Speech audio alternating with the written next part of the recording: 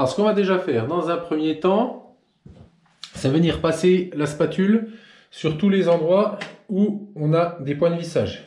Et on va éliminer les petits morceaux de plaques qui se décollent. Pour pas faire des bourrelets sous les enduits.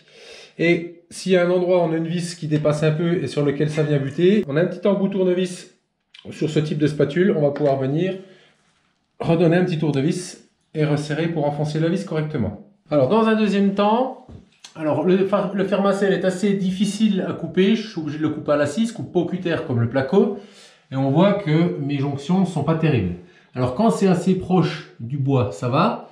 Mais si on a des jours un petit peu plus grands, comme ici par exemple, où là j'ai plus d'1 centimètre, ben là je ne vais pas mettre une bande avec de l'enduit derrière. Je vais déjà reboucher au map le trou pour pouvoir déjà combler la grosse partie et ensuite je viens de recoller des morceaux de bande pour faire un joint propre. Alors j'ai fait donc un map assez souple. Je vais venir remplir directement avec ma spatule. J'écrase.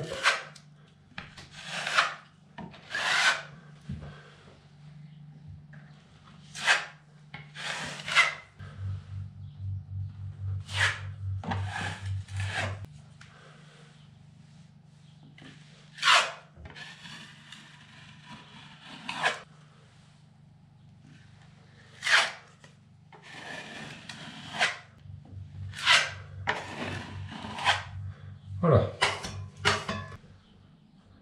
Bon, cette fois-ci, je vais me dépêcher parce que le map, ça tire relativement vite. Donc, il faut que je m'affole un peu.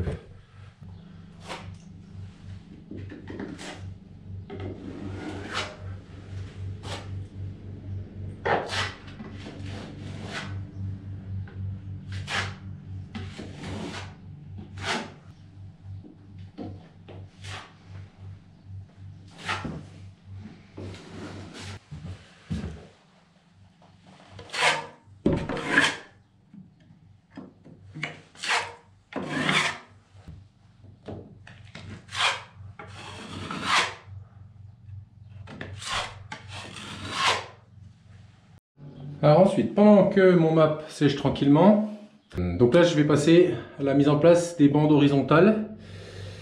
Donc j'utilise de la bande papier, j'utilise pas de la bande grillagée Fermacell, j'utilise de l'enduit prise rapide 4 heures. Donc j'en fais toujours par petite quantité. Quand j'ai fini d'appliquer, je lave et j'en refais la même quantité. Vu que je suis pas pro et que je travaille assez lentement, ça me laisse le temps d'utiliser mon enduit tranquillement, sans stress, en me disant j'en ai dans le seau qui va faire sa prise et je risque de tout jeter, donc comme ça je gaspille pas. Pourquoi je n'utilise pas de l'enduit Fermacell? Parce qu'en fait je me suis rendu compte que ça allait avec de l'enduit traditionnel avec de la bande papier. Voilà, tout simplement. J'ai un recul maintenant de plusieurs années sur ce que j'ai déjà fait.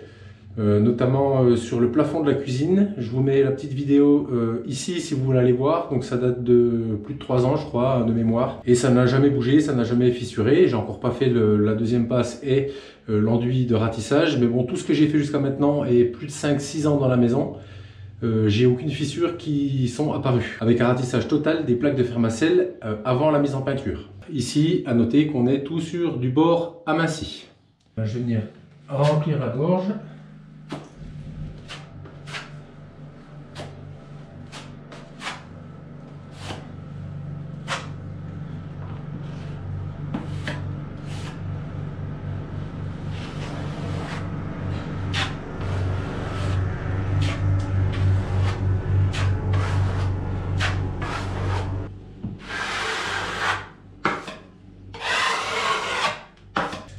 Avec le pli à l'intérieur, le pli côté plaque.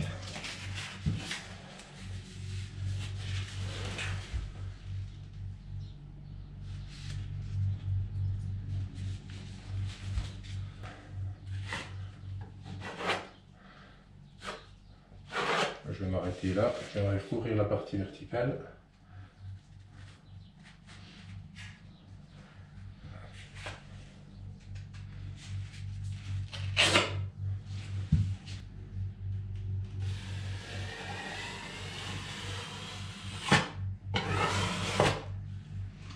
Voilà.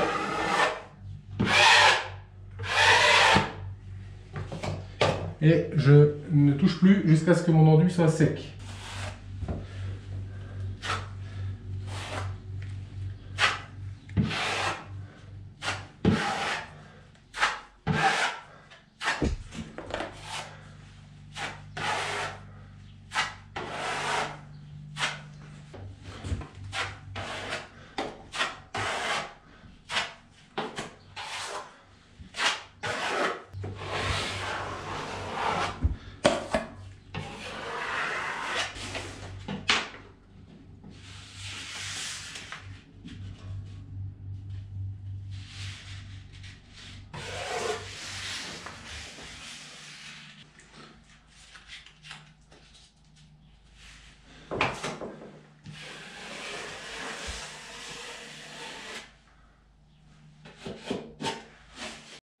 Et s'il me reste un petit peu d'enduit que j'ai passé pour faire une bande, eh ben j'en profite pour mettre ça, boucher les trous de vis.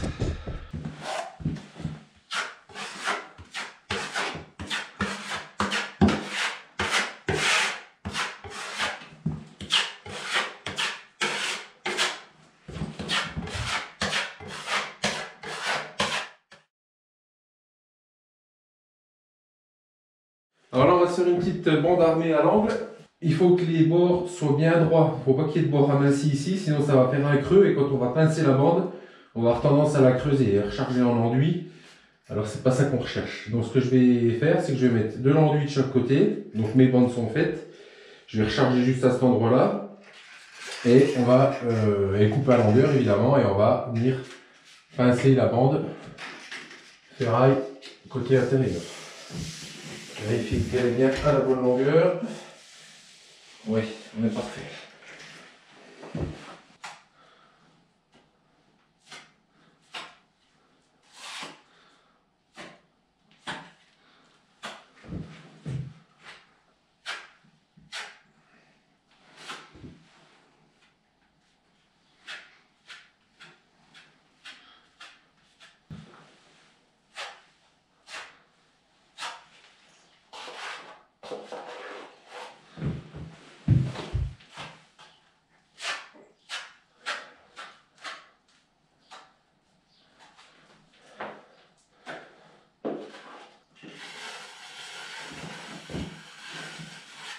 Voilà, côté ferraille à l'intérieur.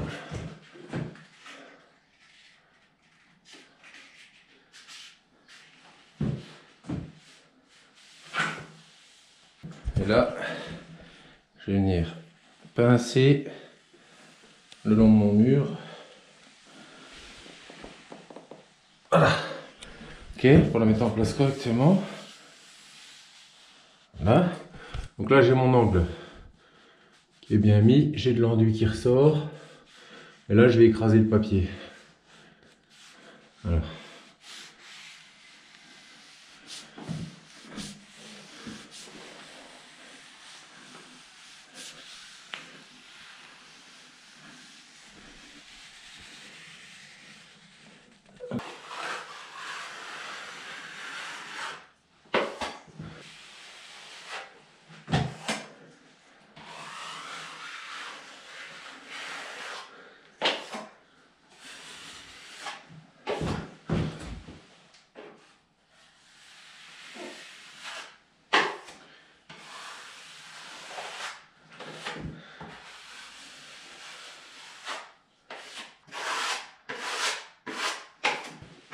Je vérifie que je suis bien aligné avec mon mur, que ma bande est bien droite.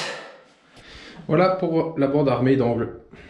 On est le lendemain, deux petites réflexions par rapport donc à la pose des bandes avec un enduit normal, ce qui je pense serait le cas également avec de l'enduit spécial Fermacell. À savoir, dans le cadre des bords amincis, on a le papier va gondoler en fait. Vous voyez ici, il plisse partout où j'ai rempli en bord aminci.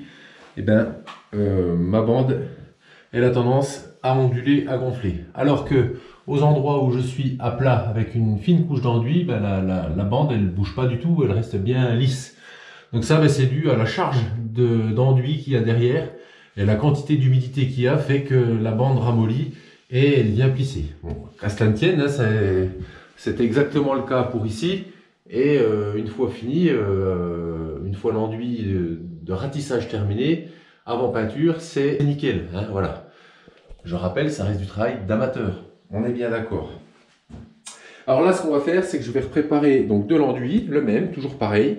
Et on va venir remplir, puisque j'ai toujours un léger creux ici, remplir ce creux, reboucher, pour avoir une qualité optimum. Et ici, je vais venir réélargir en fait un petit peu, venir écraser mon joint jusqu'ici pour créer un léger dôme en fait, pour arriver à lisser l'irrégularité qui est créée par la surépaisseur de la bande ici. Surtout que les bandes sont croisées, donc cette surépaisseur, là, cette bosse qu'on sent ici, eh ben, il faudra venir l'adoucir avec l'enduit pour qu'au visuel, on n'ait rien du tout. Je vous montre le tour de poutre ici, c'est pareil. J'ai mis plusieurs morceaux de bande que je suis venu croiser pour arriver à faire le tour correctement et éviter les fissures, puisque le petit cordon qu'on mettra de joint acrylique qu'on mettra à la fin viendra masquer une éventuelle fissure et pour avoir un résultat au top.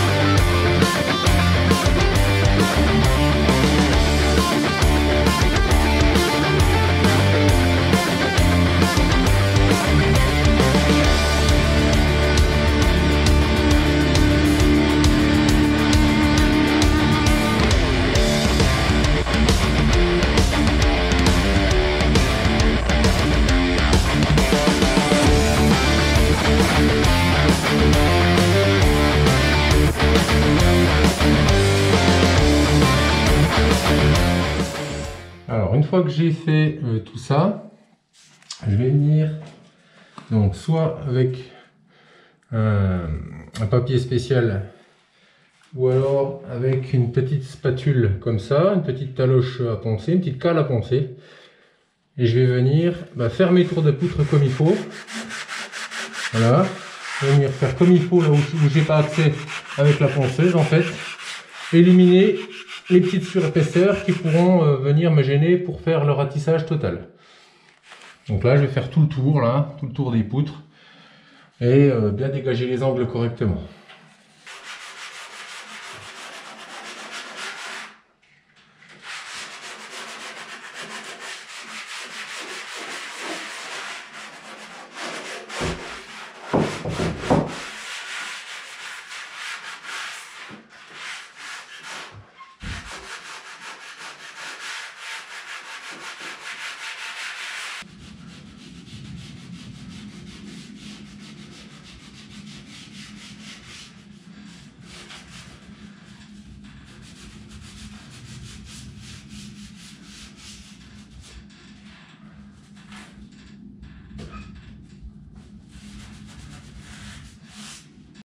Bon voilà, j'ai terminé de tout poncer, j'ai tout aspiré.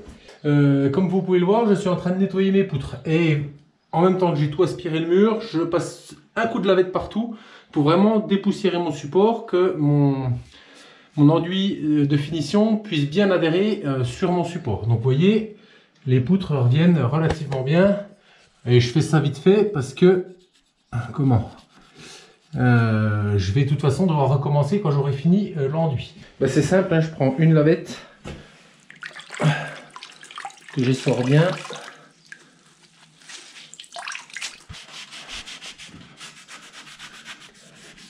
Voilà, on frotte et ça s'en va. Hein. Voilà. Et il y aura un petit cordon de silicone autour, de toute façon. Petit tour ici, un petit coup dessous.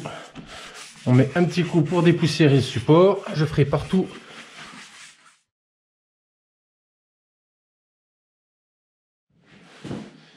Et ben même topo, je commence d'un bout. Alors là, on met un petit peu plus de marchandises.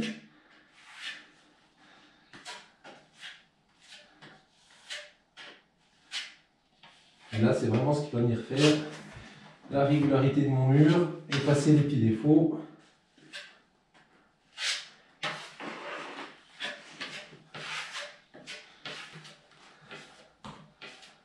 Voilà, hop. Et là, on est passé.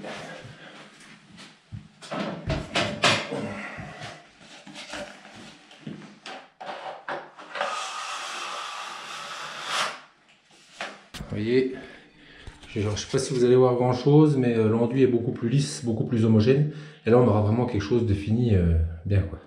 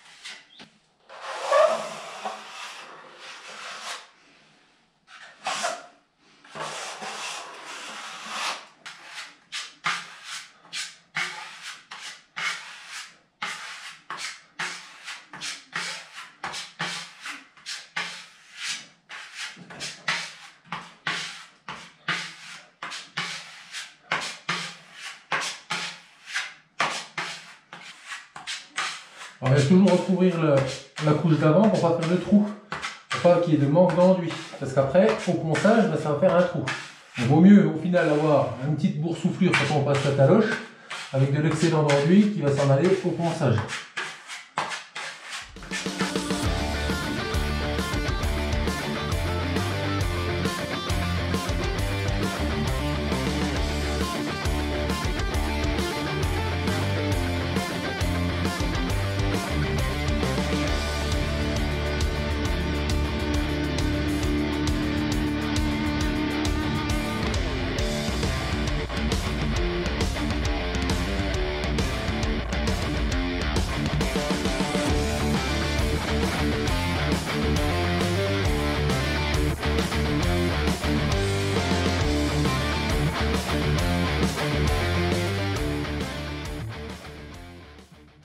Bon, 2 jours se sont passés depuis ce ratissage.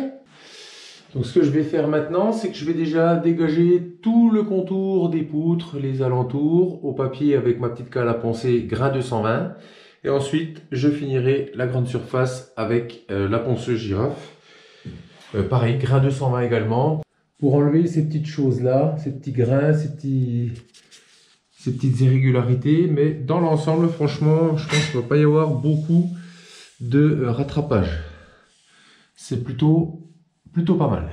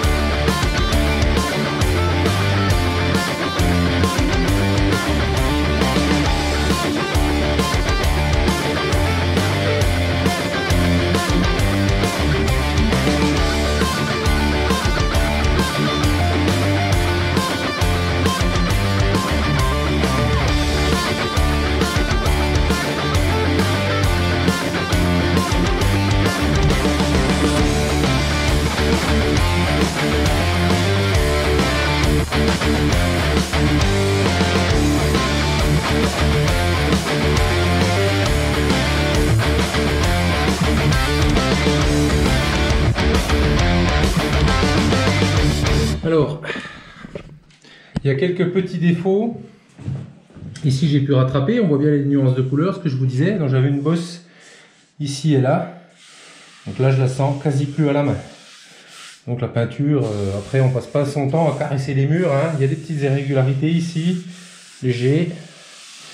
Mais bon, sachant que c'est une peinture qui est épaisse, normalement ce genre de finition c'est réservé aux peintures lac. On ne sera pas sur une peinture lac, on sera sur une peinture épaisse, comme vous pouvez le voir ici. Peinture écologique, donc lavable, qui se lave même très bien, on peut la laver plusieurs fois, donc ça va finir d'estomper, on va dire, les petits défauts. Donc ici, la partie peinture, la première couche de peinture est terminée. Il restera à faire les tours de poutre en acrylique. Ça, c'est pas terminé. On est vraiment sur un enduit, un ratissage avec une première couche de peinture pour protéger les enduits. Voilà, ce n'est pas totalement fini, mais ça donne déjà un bel avant-goût de ce qu'on peut faire avec des produits de finition pour plaques de plâtre.